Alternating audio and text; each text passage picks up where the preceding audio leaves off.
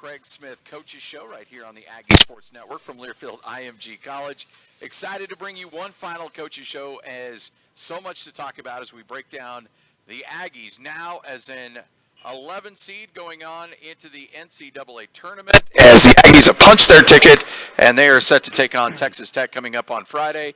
We wish he was here right now, but joining us live from Indianapolis, the head coach of the Utah State Aggies, Craig Smith. Coach, how are you? Hey, I couldn't be better. I loved when you said the Aggies have punched their ticket. So you could say that all night long. We got our dancing shoes and we're excited to be in Indy. And we're in our quarantine right now at the hotel in downtown Indianapolis. And it's hard to believe it's 8 o'clock here. You forget, being in Las Vegas for 5 days, you get used to the Pacific time zone, and now you travel out here, and our bodies are saying it's 5, but it's really 8. So it's a little bit of an adjustment that way. And, yesterday was an exciting day, a little different than the first 2 years when we knew we were in by winning that tournament. I felt really good about where we were at, but you just don't know until you see your name called. And so when it said Texas Tech and then the Utah State Aggies, it was exhilarating and emotional in every way, shape, and form, and exciting. And then you sit down and watch Texas Tech, and you're like, oh, boy, here we go. But you always expect that when you're in the NCAA tournament. We're super excited and can't wait to go compete on Friday. Well, I wanted to get your thoughts on behind the scenes, because I've always assumed, and because I'm kind of a skeptic, I always kind of believe that guys kind of know, or they're getting they get a little bit of a tip like, hey, act surprised, but you're in. But looking at your reaction yesterday, that was well documented and went viral, I get a sneaking suspicion you didn't know if you were in or not. No, I mean you don't know, and you feel good. After we lost the champion, I mean, obviously the win on Friday. Yeah. Well, winning Thursday and Friday was huge, and I had a lot more feel this year than our first 2 years. And Steve Grabowski and Brandon Ubel, Kern Walsh, those guys are. They follow that stuff like crazy. I knew more this year just because of our shutdown. I had a little more time, to be honest. When the 2 Wyoming games and the Fresno game were postponed, but going into Saturday, it was one of those things, and we were gassed, and I wasn't, I probably should have subbed some guys more, but at the same time, you go down with the horses, that brought you there kind of deal. But we didn't know, and it was really interesting. That night, on Sunday morning was the first time I ever looked at a Joe Lunardi prognostication or bracket, whatever you want to say. Yeah. But I woke up, I was so exhausted. I didn't get much sleep the 3 nights prior. I went to bed at 8:40, and I'm a night owl. I went to bed at 8:40 that night on Saturday night after the championship. I woke up at 6 o'clock, and I just felt really calm. I felt at peace. There's nothing else you can do. Sent a bunch of thank yous to family and friends and people that have made a huge difference in my life. And you just have a chance to step back and reflect. And wrote a long text to our team. But I just felt good. Our metrics were really strong. When you think about it, and I didn't know this until after the championship game, Steve Grabowski brought this up, who's our director of operations. Our metrics from Ken Palm and the net ranking were very similar to 2 years ago. Yes. When we were easily in at that time. And so I felt strong about it, played a good schedule, had a lot of things, with the shutdowns and me not coaching BYU and so on and so forth, that kind of maybe the committee takes notice of. And then when Wichita, it was interesting, when Wichita State popped in as an 11, right? Yeah. I think they're playing Drake. Some people were like, oh, boy. And I was initially like that, but then I was like, I turned to Jerry Bovee, who is our deputy AD, and I said, I actually think that makes us look better, because I knew our stuff was stronger than theirs. So when they showed up at an 11, I was like, I think we're going to be higher. And then obviously the Texas Tech thing came up, and boom, and then we showed up. And so, no, there was nothing behind the scenes. Nobody knew. And so you do, though, you feel good, but until it's done, it's just not done. And so I was just so happy for this team because this team, and I know like the end of the year, all these coaches are, oh, this team's been through so much. Every team goes through a lot. But the way, you start out 1-3. We have 9 guys that have never worn an Aggie uniform. You lose, the senior class that we had last year, and of course, Sam. There was a lot of times our guys could have made an excuse or said, and they never wavered. And I mean, never. Like, I can't recall any of our guys complaining about, not playing Fresno or Wyoming or shut down for a week in December or not having a home game for 42 days. I never ever heard anything of the sort. And I just think that says so much about this group of finding a way to get it done, and just so proud of them and excited that we get to keep on playing. I think there's a lot of people here that are kind of curious to know what's going on with your team in regards to the testing. You mentioned you're quarantining right now. So you weren't able to come back here to Logan. You guys actually stayed in Las Vegas, and they kept you down there, and then you left from Vegas right to Indianapolis. So I got to imagine you guys probably packed for a couple weeks worth, thinking that this could be an option. Kind of take us behind the scenes on what's going on and what the last couple days and what the next couple days are going to look like for you. Yeah, great question. First of all, and I said this on the post-game press conference after the championship, our conference commissioner, Craig Thompson, and, you're in a position like that, you catch a lot of heat no matter what your decision is. And, at the end of the regular season, at the start of the year, we built an extra weekend to give us a buffer zone for makeup games. And so, we had to play 2 conference games against San Jose in December, and because of that, we couldn't play Mississippi State and St. Mary's. Yeah. So we had to drop 2 games, and that's why we did that, is to build that buffer zone in. And there was, should Boise State play Fresno, and should we play Wyoming and play at Fresno, and da da da da. And that's why the league built that in. So of course you should. Let's go do it. And when you're in that position, you got to make those tough decisions. And I credit him for doing that. Secondly, the tournament, every day we got up and we had to test. Those first round games, they were testing at 5:30 and 6 o'clock in the morning. So it was tough. But we got done with the tournament Saturday. So we told our guys to pack for 2 weeks. We did not want to come back to Logan. We were planning to make the NCAA tournament. We lost the championship game. Obviously spent that night there. We got up in the morning on Sunday morning. We went back to the Thomas & Mack Arena, and we tested for COVID. And you talk about nerve-wracking on that day, because we felt like we were going to be in. And when we got the results back that everyone was negative, it was like, yes, another win. It literally felt like we won a game. And so we tested. We watched the show together, and then later in the evening, we hopped on a plane and flew to Indy. We landed at about 1:30 in the morning East Coast time, and got on the bus, and they had the police escorts and the whole deal to the hotel, and then they got us in a room, and it's hard to go to bed with the time zone change, and then we were up testing at 9 a.m. this morning, which is 6 a.m. Las Vegas time. So we did a test. We'll get our results back. Then we got to take another test tomorrow. And when we get those results back, once you test negative twice, then we will get our itinerary and our schedule and when we get to practice and all that kind of stuff for the rest of the week. So right now, every member of our travel party we have the whole floor, and every member of our travel party has their own room, and they're instructed to stay in their room, do not leave the room.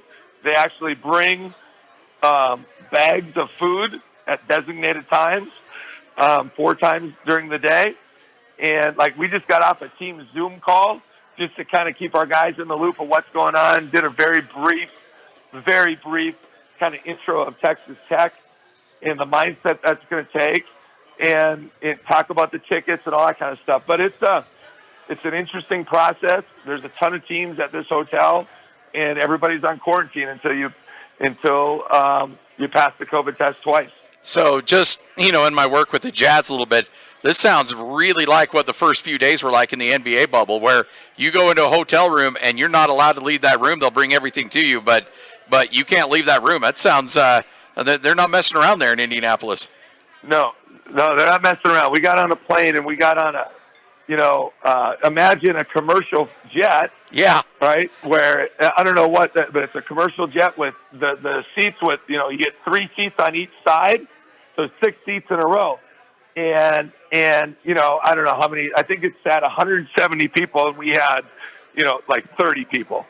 So like the social distancing, I sat on the seat by the window and there was another person 6 seats away next to the window. And then I think there was three rows apart or 4 rows apart. Wow. Just spaced throughout the plane. And then same thing, when you landed, we had 3 buses and you just had to social distance, wear your mask, right, do the whole thing, got to the hotel, quick meeting, boom, get to your rooms. 9 a.m., test, get out, go right back to your room. And you have to wear a band showing that, you need to be in your room if they see you. So it is. I would say it's very similar to that, and they're obviously all the strict protocols so we can pull off this best sporting event of the year. It is the best sporting event in the year, in my opinion, and I love everything about it. I think it's one of the pinnacle of all of sports, just because of the pageantry and the history of it. And I'm going to tell a story, and I hope you don't mind, but I remember on the day before the tournament when you were playing in Columbus against Washington, and there's the big press conference, and then there's the practice, not the real practice, but the practice that the media can watch and fans can come in there and watch. Right. And you came over, and we were kind of testing out some equipment for the broadcast, and you came over and you leaned over and was like, hey, this is pretty freaking cool. And I mean, I know it's pretty freaking cool. And I know it's a different year, and I know it's weird, but it's still the NCAA tournament, and I got to imagine you're on cloud 9 getting ready to play this game. Oh my goodness, Scotty! I've been fortunate as an assistant and as a head coach to participate in this event, and I was a small school coach at Mayville. We're making the NAI national tournament where. At the NAI National Tournament, all 32 teams are at one site. And so this has a little bit of that feel because, like University of Colorado came in right before us last night. So all the teams are at one site. I've heard more sirens going off than I've heard in my life because of all. I'm looking out my window right now, and 3 buses just rolled up with, about 6 motorcycles and 2 police cars right behind. So the motorcades are coming in nonstop. But this year is different from the standpoint of it's just the way the year went with COVID. I just felt like there was going to be a lot more inequity that happens this year because of the way you schedule. It was harder to schedule the way you need to schedule for, getting your net where you want it to get your metrics. There's a lot of inequities in terms of what if somebody in your party tests positive or your team and you got to miss games, or what if somebody for the other team does? And there was just going to be more things that can go awry. And some teams, hardly missed any games. Like Boise, I think only missed 1 game the whole year, and that was Fresno, the second game, and they made it up. And we had those 3 games shut down. We had that week in December. And like I alluded to earlier in the show, guys, in January and February, we had 1 game in 21 days, 3 games in 30 days. And I did the math the other day. We didn't have 1 home game for 42 days in January and February. That's insane. Yeah. That's insane. And then not to mention dealing with, Raleigh's injury where he missed 3 games and he missed, about 4 weeks of practice. And Brock's back was, you just saw the difference in Brock in that conference tournament compared to those 4 games prior. So he needed that time to get healthy and get some treatment, and it made a huge difference for us. So I'm so proud of this group, man, and could have made so many excuses and cashed it in, and they just kept fighting and kept getting better and had an attitude that craved improvement, and so it never gets old. And it sure is an excitable time, and it's awesome to be dancing in March. Let's take a quick break, come back. Neemias Queta will join us coming up in our next segment, and then we'll continue on our conversation with Craig Smith. We're live here at Old Chicago, Coach. We'll have a peppercini in your honor here, and enjoy some great pizza as we get ready for the NCAA tournament. Hey, you can't go wrong with the double-deckeroni, baby. Yeah, that's it. The double-deckeroni, that's it. Yeah, the double-deckeroni or bust. Let's go. We'll continue on next. Neemias Queta joins us straight ahead right here on the Aggie Sports Network from Learfield IMG College.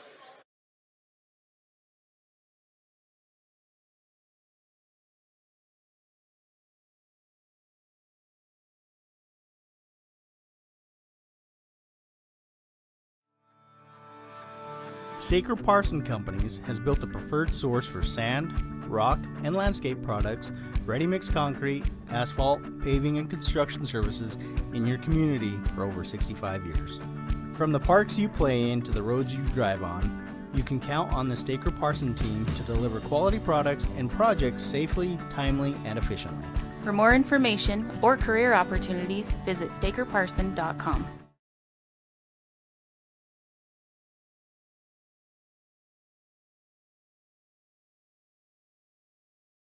Hi, Aggie Nation. Coach Blake Anderson here. When I'm shopping for my home team, I choose Fisher Home Furnishings right here in Cache Valley. Here at Fisher Home Furnishings, we offer the largest selection of home furnishings for anyone in Cache Valley. Furniture, floor covering, and appliances. We offer great brand names like Bassett, La-Z-Boy, Flexsteel, Bernhardt. All of your fine home furnishings here in one-stop shop. Plus, we do a great custom order business. Stop in, pick out your style of your sofa. We can have it custom built from any of our fine furniture manufacturers. And if you want it today, we stock more furniture than anyone else in Cache Valley. If you want to pick it up, same day pickup, or schedule one of our professional delivery services, we'll bring it to your home, set it up, and professionally install it. Shop only at Fisher Home Furnishings or FisherHF.com. Fisher Home Furnishings is owned by proud Aggie alumni. Go Aggies!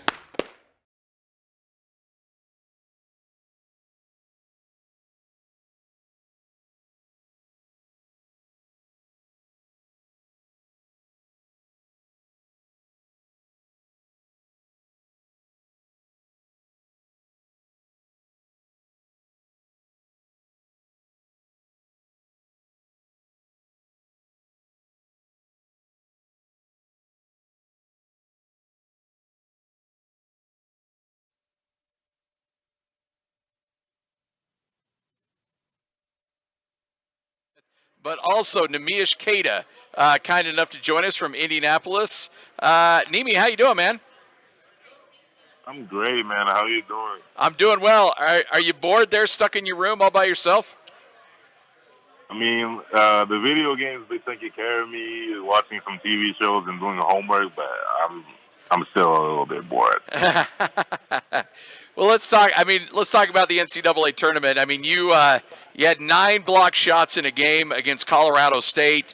Talk about that performance, because I know so many people are, I'm sure, have been talking about the 9 blocks, but overall defensively from start to finish, talk about that performance and what that meant for you in that game. I mean, the blocks just happened. It was just one of those days. I just felt like we tried to funnel everything to the rim and just making sure I stayed down and try to make him score over the top of me. And I made some plays over there in the game, but at the same time, I felt like we executed our defensive game plan pretty well. Do you get surprised sometimes when people try to challenge you, when you know that you got it lined up for a block?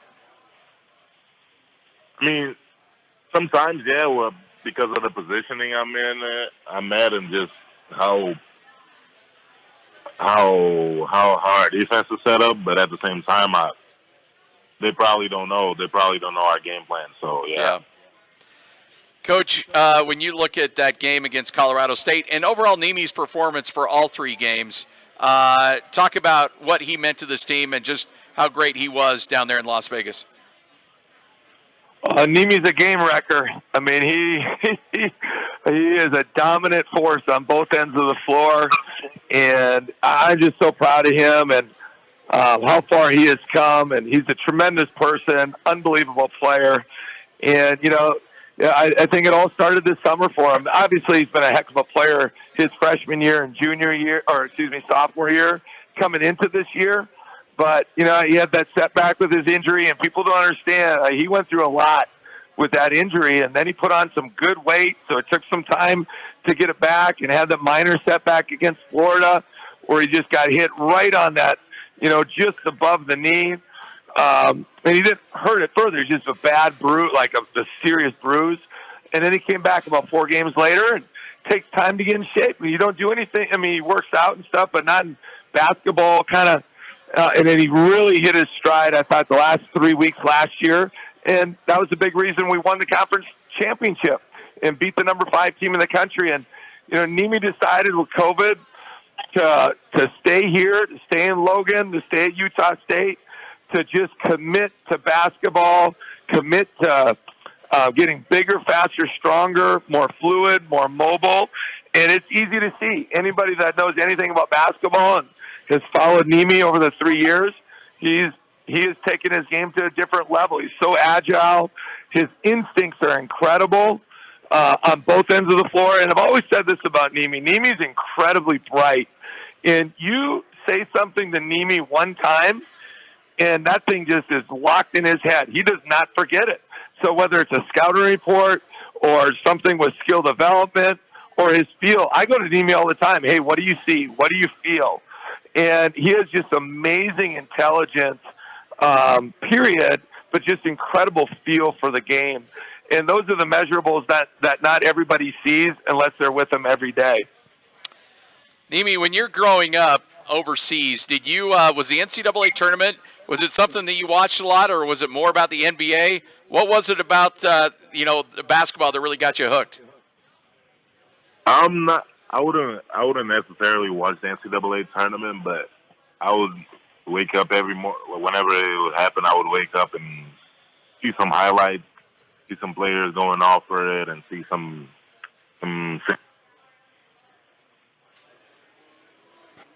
Looks like we may have lost Nemi there. Are you still there?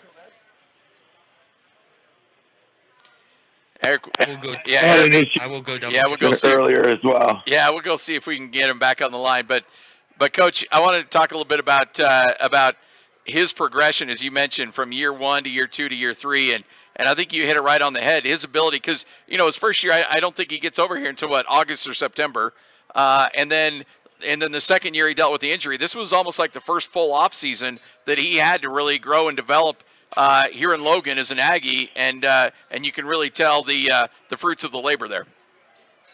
Well, yeah, it's the first time he's had a full off season, specifically in the strength and conditioning area, and you're right. He's never had a full off season with basketball, even though we were able to do some things basketball wise. We only had about 3 weeks of team workouts because of COVID and various shutdowns and however you want to call it. So, but he was able to get in the weight room. Him and Brock Miller lifted a decent. Brock built a squat rack and a bench, and he was able to do some stuff with him, and just found different ways to get in there. And it shows. I mean, his and Logan Ogden deserves so much credit. His fluidity, his ability to slide his feet, his instincts. And you asked him the question about, people going in there and challenging him. There's some guys that look at him and they're like, they got one eye on Nemi and they got the other eye. They got the other eye, and wherever else they got the other eye. So it's hard to concentrate. And then I think we got him back. Against him, just don't realize the anticipation that Nemi has in the instincts, and then you add that with his mobility. And I think one thing that's really stood out to me, he's so much quicker off the floor now than he ever has been. And all of a sudden, you think you're going in there for a layup, and that thing is getting pinned off the backboard, and we're going the other way in transition, And so, like I said at the top, he's committed to it. And when you say he's such a family person, loves his mom, and everybody's a family. And when you make that commitment to staying here, to make yourself the best that he can be, You know, the old saying, the harder you work, the harder it is to surrender. And Neemias put the time in it, and he knows it, and we all know it, and it's showing up on a day-to-day basis in a monster way. Neemias back with us. Hey, let's talk a little bit about getting back to the NCAA tournament. You got a taste of it a couple of years ago. You knew you were going last year, but it got taken away from you with COVID. Does that make it even more special to get another opportunity at this? Yeah, for sure. It makes us not take anything for granted. We worked too hard for the last 2 years, this year as well, so we want to make sure we follow all the protocols so we don't have any type of issues with the tournament, because we worked so hard to be in it. Since we deserve it, we don't want to get it. We don't want to get it taken away from us like that. So we just want to go in there and have fun while we can, but with the feeling of trying to get a win when we get there. Yeah, I know that certainly is really important to you, and it's been a weird year and a lot of new faces on this team. Have you enjoyed, Coach has really talked about your leadership on this team and being a strong voice and making sure people are doing what they're supposed to be doing and being a leader for this squad. Is that a role that you've enjoyed having with this team, being a leader and being kind of the voice for a lot of guys, making sure that this team is always heading in the right direction? Yeah, definitely. It also shows a lot of growth on my part as well. No doubt. I feel like it's just growing up as well. Like you go in there as a freshman, you don't know what's going on, so you kind of lean on the other people, the older guys like Diogo, Sam. I had Quinn, Dwayne, Sam, Abel. All those guys were really there for me, so I just want to be there for your young guys, how they were for me, making sure they go through. Because we all go through the same types of things, and sometimes you don't know how to cope with them. And I just want to make sure everybody's on the same page, and making sure everybody knows that everybody's been through that too, and being there is a good help for them. You know, Coach, I think Neemias brings up such a really good point there, because it's probably easy to sit back and let Diogo and Sam and some of these other guys do the heavy lifting in terms of leadership. And then when they go and it's your time and it's your job, you know, some guys may handle it really well and some guys may struggle with it. Neemias knocked it out of the park, it sounds like. Yeah, it looks like we lost Coach now. All right, I'll go. All right, we'll take a quick. Coach as well. Yeah, look at that. No, I'm here. I had it on mute, so I'm just not very bright. I do it all the time. Okay. But Neemias taking it to a whole nother level. You know, you go through the transformation, and like one of our first talks, Neemias will vouch for this, was, you know, when Neemias came here, he was just a freshman, right? You're just kind of looking around like, what's next? And I thought Diogo and Quinn Taylor and all those guys that he just named, but really took him under his wing. Quinn is a big guy, and everybody respected Quinn. Didn't matter who you were, where you were from, or anything. And Diogo, obviously, kind of a big brother from Portugal. They never knew each other, but like we said, you know, now Neemias the junior that Diogo was when Neemias got here. Yeah. And we have all these 7 freshmen coming in, and still some 3 sophomores looking up to him to be that guy, and he's done a great job, and it's been really transformational to see it happen throughout the course of the year. I'm not sure I've seen Neemias been unreal, but that the whole junior class between Marco, Brock, and Justin, and they all do it differently. But they've taken the onus upon themselves to lead this program. And Fonz has been really good with that too, but it's a brotherhood. And you look out for one another, you take care of one another. And the other thing I would say with Neemias is, you know, when Neemias on the floor, everybody's confident. And that was the onus, like when Sam was on the floor, everybody was more confident. And that's the onus of the best player. And that guy and when you're confident because not only is he a good player, but they respect him for who he is as a person, his character, and what he says. And Neemias is just taking that thing to a whole different level. And I just can't even remotely express how proud I am of him as a person and player. You might need to put your earmuffs on, Neemi. Gosh, I'm bragging about you a lot. I don't listen to it. Well, Neemias, we appreciate your time. Hopefully you're able to kill a few more hours, play some video games, watch some movies, and get over this quarantine and get back out on the court here pretty quick. And get plenty of sleep. You guys. And lots of sleep, too, apparently. Yes. All right. Yes, I get it.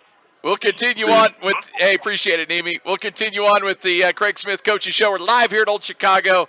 Come by, hang out with us. Big shout out to everybody on the teams on the Utah State Athletic Facebook page as well. More with Coach Craig Smith straight ahead from Learfield IMG College.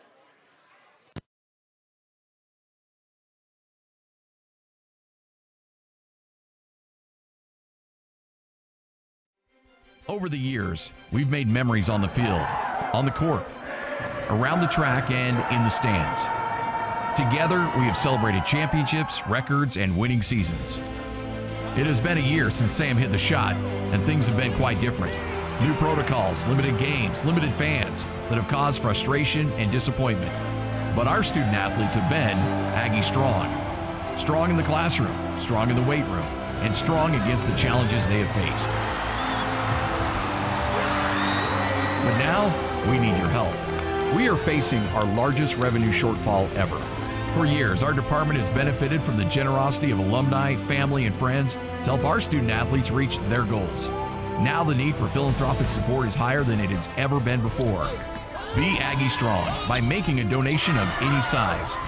Every donation makes an impact. Your support helps our student athletes stay strong in the weight room, classroom, and on the field, and helps our coaches compete on the sideline and on the recruiting trail. The future of Utah State is bright. We will be back together again, filling the stands, singing the Scotsman, and cheering on the Aggies. Until then, it is time for all of us to be Aggie strong.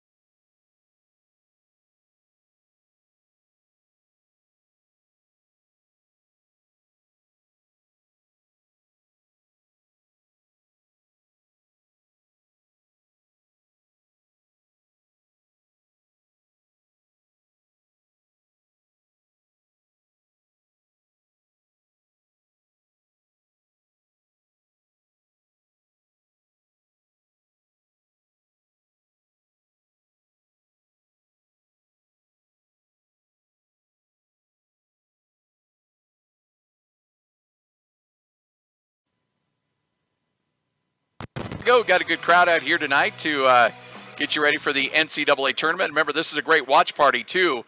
When the Aggies take the court on Friday, you can come down here and enjoy some great food specials, drinks as well, to see Coach Craig Smith and the Aggies take the court. Coach, with last year and the disappointment of not being able to participate in the tournament last season, does it make this even feel a little bit more special? You know, I've been thinking about that. It does. And my heart goes out to Sam, Merrill, and Abel Porter, and Roche, and Diogo Brito. Diogo has been, well, all those guys. Sam and Abel have been reaching out and sent congratulatory texts, and Diogo sending DMs. And that's a really rewarding feeling as a coach when those guys are paying attention and congratulating you, Quinn Taylor, you know, all those guys. It's a pretty neat deal. And so my heart goes out to those guys because they earned the right. It's not like we were hoping and suspecting to be in the tournament. We won the tournament, the Mountain West tournament. We were the first team to qualify. So we knew we were in. And when you only get 4 years of your life to participate in that thing, you lose 25% of your chances. And so I feel for those guys. But I'm super excited for the current team and certainly those guys that were on that team last year, Sean Bairstow and Trevin Dorius and Liam McChesney and, Brock Miller, Justin Bean and Fonz and Kuba and Nemi. It's not quite half of our roster, which is crazy when you think about it. Marco was on the team, but obviously has a red shirt. So, and then as a coach, you always want to get here. It's at our level, it's difficult. Coming from South Dakota, you had to win 3 games in 3 days or 3 games in 4 days, and nothing else mattered. At the BCS level, the Big Ten has 9 teams out of their 14 going in, and it's a brutal league, and it's really good, and deservingly so. But the point is, if you finish in the middle of the pack of your conference, you're in the tournament. Yeah. And at our level, you just don't know. So there's a lot of things that go into it, and you just never take it for granted. And it's a special, special thing. And when I say all that, we're not just happy to be here. We also want to win, and that's always been our goal. We say that recruiting. Our expectation every year is to get to the NCAA tournament and win when we get here. And so I'm excited to see what our mindsets will be tomorrow when we practice. Well, you do also, you talk about winning in the tournament, and you got a heck of a draw because that Texas Tech team is really, really good, really defensive-oriented team. They get steals. I know you probably haven't had a chance to look at a lot of what they do, but early film work, what have you seen that really jumps out at you? Well, I've looked at plenty to know it's going to be a heck of a fight. And they're good. The Big Ten and the Big 12 have been the best 2 conferences all year. Chris Beard is a heck of a coach. Obviously, they're always really, really talented. They've lost, 4 or 5, really tight games. They're a whisker away from being a 4 seed. So they're really well coached. The last time there was an NCAA tournament, they were in the national championship game. And, where if DeAndre Hunter doesn't make that 3, they win the title. And it's amazing the connection is. So they're really good. They are so hard-nosed. They get in your you-know-what defensively. They have great length and athleticism, and they're connected. The defensive end, they are connected, and they just make it a grind to get any kind of a basket. And so it's going to be difficult. We got to take care of the ball. They create a lot of turnovers. They'll do some 2-2-1 drop into man at times, and then offensively they don't run a lot of sets. They play almost all motion. Chris Beard was Pat Knight's assistant at Texas Tech before.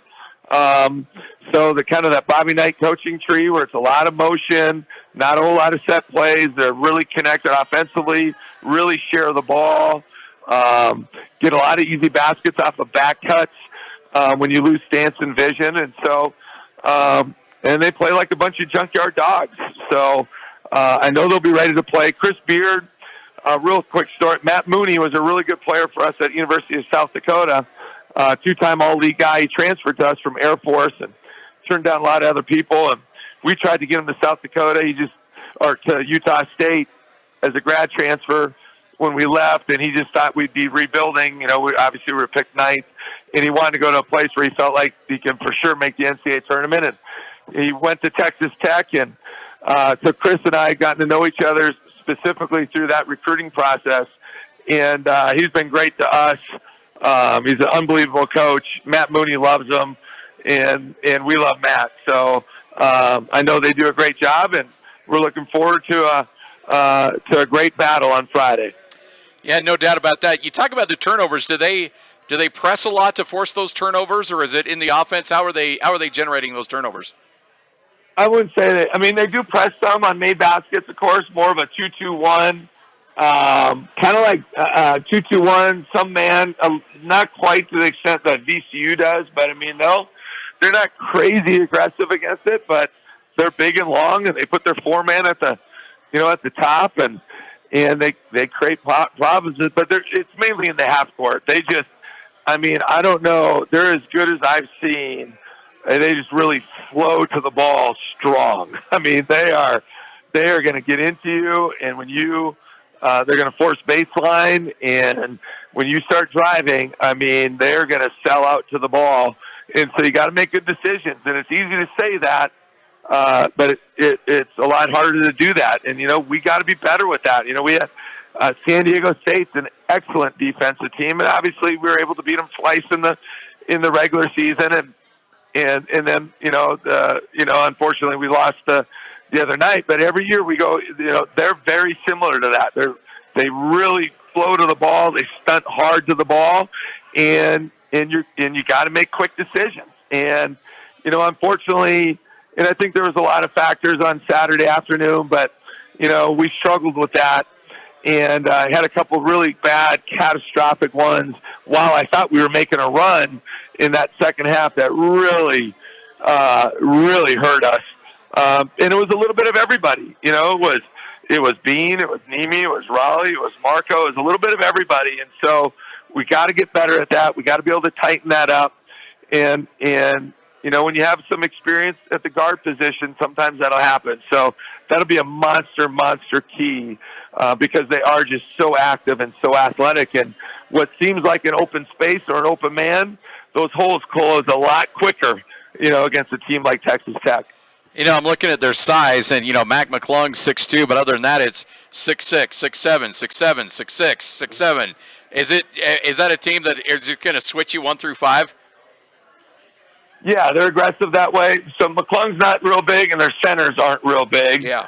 But their 2, 3, and 4s have great size, height-wise and girth, and they move. I mean, they move. And so, but they do. They're going to switch. A lot of times they're going to switch 1 through 5 ball screens. They don't always do that, but for the most part.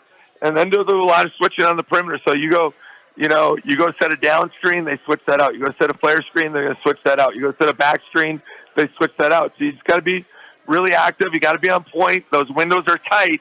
When you start slipping and doing those, various things that you do against teams that switch.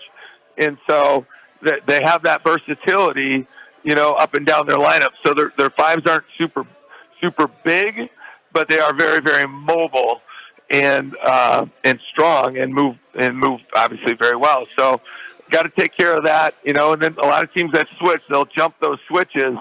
So it's a fine line. You can't be tentative, but it's not only the passer. We always tell our guys the passer has the hardest job on the offensive side of the ball, but yet we got to be sharper and more concise on setting up our cuts and working hard to get open. All right, one final segment with Coach. We'll talk more about this game and look ahead to Friday in Assembly Hall, one of the bucket list places to watch a game of basketball. We'll talk more about that coming up next. You're listening to Aggie Basketball with Coach Craig Smith from Learfield IMG College.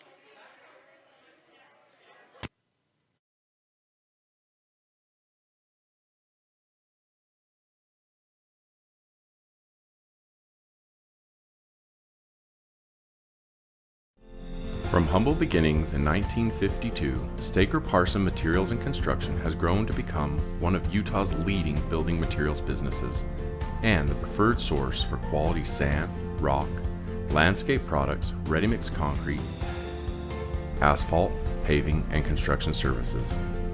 Being the preferred source means safely building projects with the highest quality.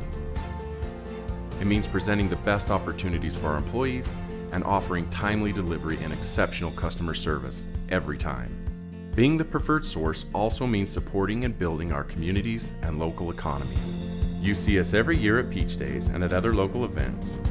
We help your children learn about our industry with our Rocks Build Our World program. We've supplied the materials and built many of the streets in town and have donated concrete to your favorite recreational spots. We are Staker Parson Materials and Construction, and we are proud to be part of our community.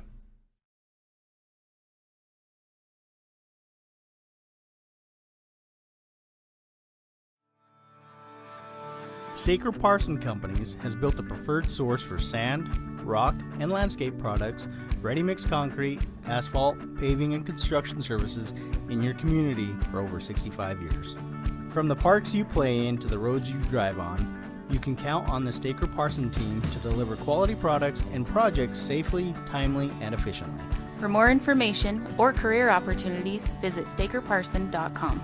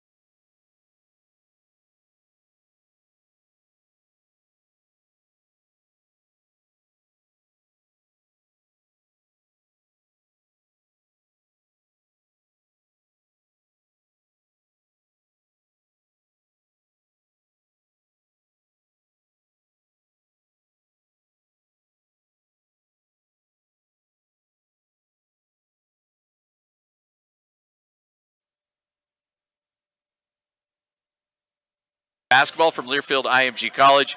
Hey, Coach, I've had a few people come up and just want to say thanks because obviously you're not here in person back in Indianapolis, but we've had a lot of good faithful come up and just say thanks for your hard work and your diligence and bringing another NCAA tournament team to Logan and all the hard work you've done.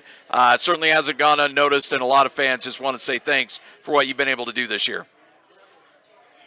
Well, I appreciate it. You know, I always want to be at a place where it's important to the fan base and to the community and to the people, and you could certainly feel that from the second we got hired at Utah State, and coaching in the Spectrum and the Spectrum Magic and all that entails.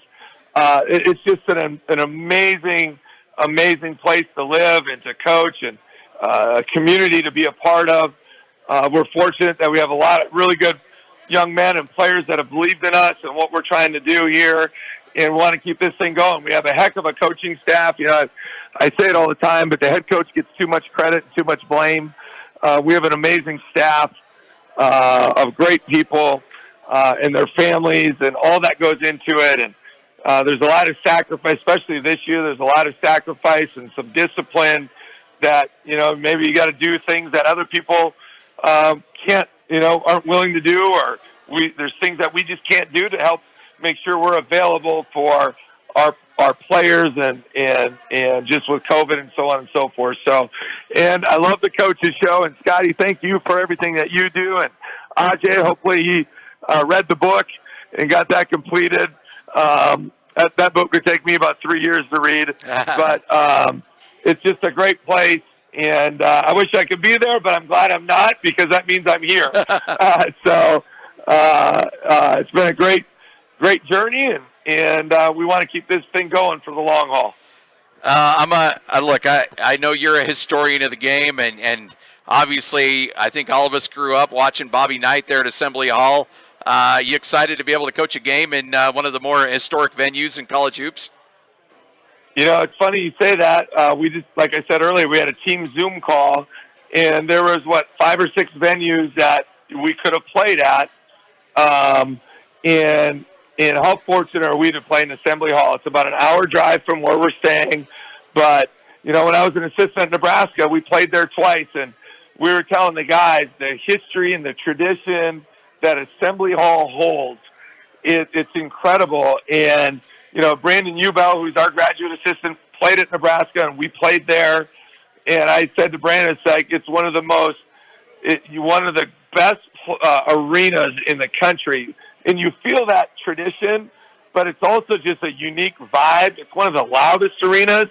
Now, obviously, it won't be full, but it's such a cool place to play, and our guys are going to absolutely love that experience playing there, and they'll feel that. We'll have a chance to practice there one time before we play on Friday, whether that's Wednesday or Thursday, still to be determined. So I feel so fortunate. And, you know, I've always said Indiana and Utah are amazing basketball states, and there's so much pride that runs deep when it comes to basketball in those two states. So it's a really, really cool thing.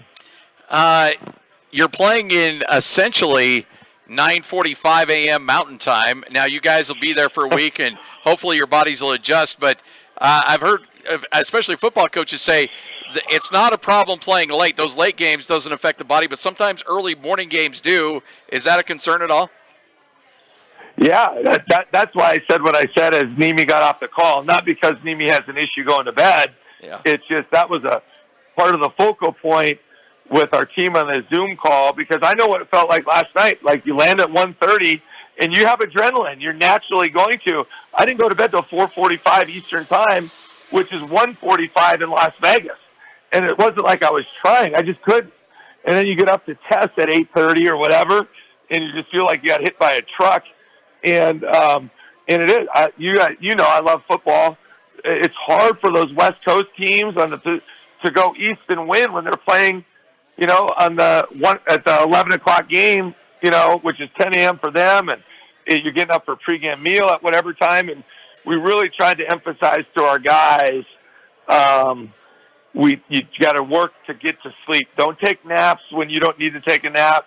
Try to stay up so you can fall asleep at a decent time, because our game's at 1:45 Eastern time, which is 11:45 Mountain time, but 10:45 from where we were the last 5 days. Now, we have a few days to get acclimated, but, you know, when you're dealing with 18 to 24-year-olds, they don't always think like that in the short term. Oh, we'll be fine. But, you know, and that was, you know, we dealt with that a little bit with the transition from the semifinal game to the championship game, where normally we would be able to sleep till 10:30 that next day, but because of COVID testing, you know, we were up at 8 o'clock and riding to Thomas and Mack to test. And those 2 hours don't sound like a lot, but there's a big difference between 7 hours of sleep and 5 hours of sleep, or 6 hours and 4 hours, or 6 hours and 8 hours. And so it all adds up. And so that has been a focal point, or that was a focal point of our team Zoom call that we just got off of. Well, Coach, excited to chat with you for pregame coming up on Friday. Excited for the game itself. Go get one, and looking forward to catching up with you on Friday right before the game. All right, that sounds great, Scotty. Go Aggies! There you go, Craig Smith, everybody, as the Aggies get set for a huge showdown in the NCAA tournament against Texas Tech. Game starts at 11:45, pregame 11:15 on these same network stations. It's all right here from Learfield IMG College.